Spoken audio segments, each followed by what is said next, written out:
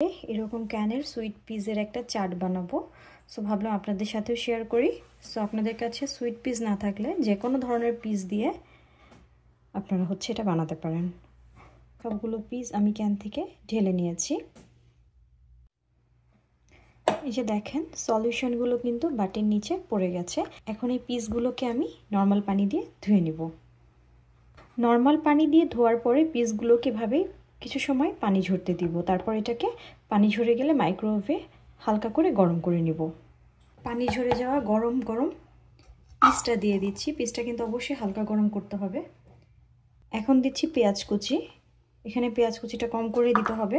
আসলে অধিকাংশ মানুষই পেঁয়াজের গন্ধটা নিতে পারে না, সেজন্য পেঁয়াজ কুচিটা অল্প করে দেওয়াই ভালো।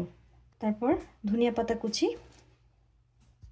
দিচ্ছি, কাঁচামরিচের কুচি দিয়ে দিচ্ছি, বিট লবণ, এখানে দিয়ে দিচ্ছি স্বাদ মশলা। এখানে স্বাদ মশলা বা চাট মশলা দুটোই দেওয়া যাবে।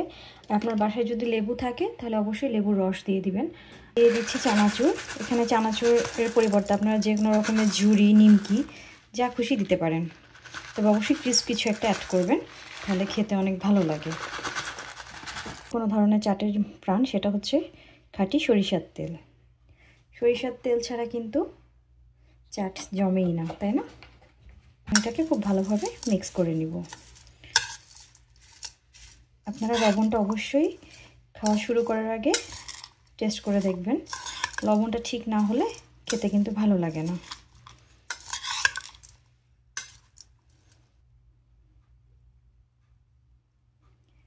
এই তো ঝটপট রেডি হয়ে গেল আমার সুইট পিস স্যালাড। আশা করি একটা আইডিয়া দিতে পারলাম। আপনারা এটা এনজয় করবেন। এগুলো আপনার কাছে হেলদি মনে হবে না, আপনার চাইলে স্কিপ করতে পারেন, কোনো প্রবলেম নাই। হেলদি ওয়েতে যে কোনো জিনিস কাস্টমাইজ করে খাওয়া যায়। সো আমি আমার টেস্ট অনুযায়ী রেডি করে নিয়েছি। আল্লাহ হাফেজ, আসসালামু আলাইকুম, টাটা, বাই বাই।